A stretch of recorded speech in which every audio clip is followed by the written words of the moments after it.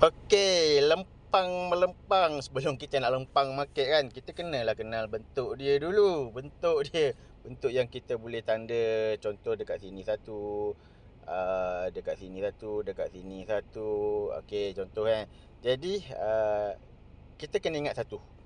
Dia ada 8 diamond step. Okey, sebelum kita nak lempang melempang tu, salah satu dia adalah kita kena faham tentang 8 diamond step. 8D lah panggil kan. Yang dalam 8D ni dia ada, yang pertama adalah LT, yang kedua adalah TKU, yang ketiga adalah 3CB. Okey, LT inilah kan, 1 2 3 4, ini SAG LT lah, tetap LT juga. So ini adalah LT. Okey, ini adalah LT.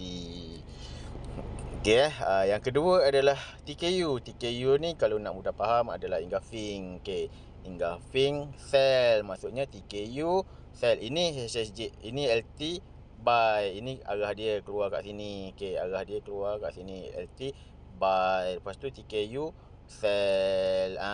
Yang dekat sini adalah 3CB cell. Okey. Yang pertama, LT ni saya tak nak cerita sebab panjang dah. Saya banyak kali dah saya cerita yang sebelum ni. So tengok je lah balik video-video belakang. Okay, yang kedua adalah TKU. TKU ni kalau korang belajar candlestick pattern, ini dia jadi engulfing cell. Okay, engulfing cell, betul lah tu.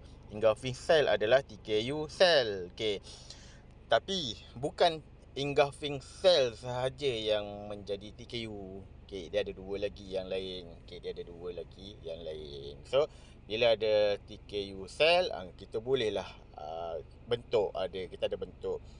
Kita bolehlah nak tanda kan, tanda je lah dulu kan. Tanda je lah dulu. Okay, TKU ada. Okay, yang ini kedua. Yang ni yang paling penting. Ini yang paling penting. Ini adalah 3 candle berlawanan ataupun 3CB. Maksudnya kat sini. Okay, ini ranking dia ada, tak ada, simple. Yang pertama adalah LT, ada, tak ada. Okay, TKU. Yang kedua adalah TKU. Yang ketiga adalah 3CB. Bukan kebetulan market ni ada 3. Tapi maknanya dalam ranking tu, kalau kita jumpa, contoh kita jumpa 3CB cell ni 3CB cell, jumpa 3CB cell, maksudnya dia adalah yang ketiga. Kita pun tengok market, kita tengok ada TKU cell, ada TKU cell. Ini bentuk yang kedua. Sebab kalau korang tengok, itu bukan engulfing je ikut. Betul lah, bukan engulfing. Sebab tu saya cakap dia ada 3, TKU ada 3. Engulfing cell. Okay, so dekat situ ada LT tak? Tak ada. Ada 3CB tak? Tak ada. Jadi kita tahu, okay, macam ni. Engulfing cell ataupun TKU cell. So kita ada bentuk nombor 2. Itu yang saya nak suruh kamu faham kan, bentuk nombor 2. Okay, kita ada 3CB cell, bentuk nombor 3. Okay, kita ada LT, bentuk nombor 1. Itu dulu. Okay, jadi saya terangkan dekat sini. Ini bukan nak kata tunggu kat sini. Itu kenal bentuk je. Dulu, nanti lah. Jadi 3CB cell, candle buy dan candle sell. 3 candle berlawanan, sell, buy, sell, 3CB. Okay, so kita pun tanda habis. Ada TKU cell, ada 3CB cell.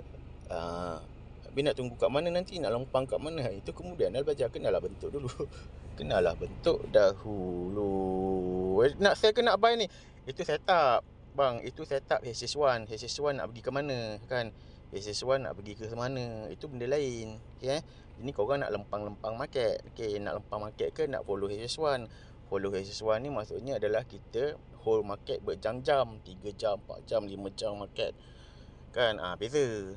Dua benda yang berbeza. Okay, sekian. Terima kasih. Hafal 1, 2, 3. Dia ada lagi 4 dan 5 tu kemudian lah.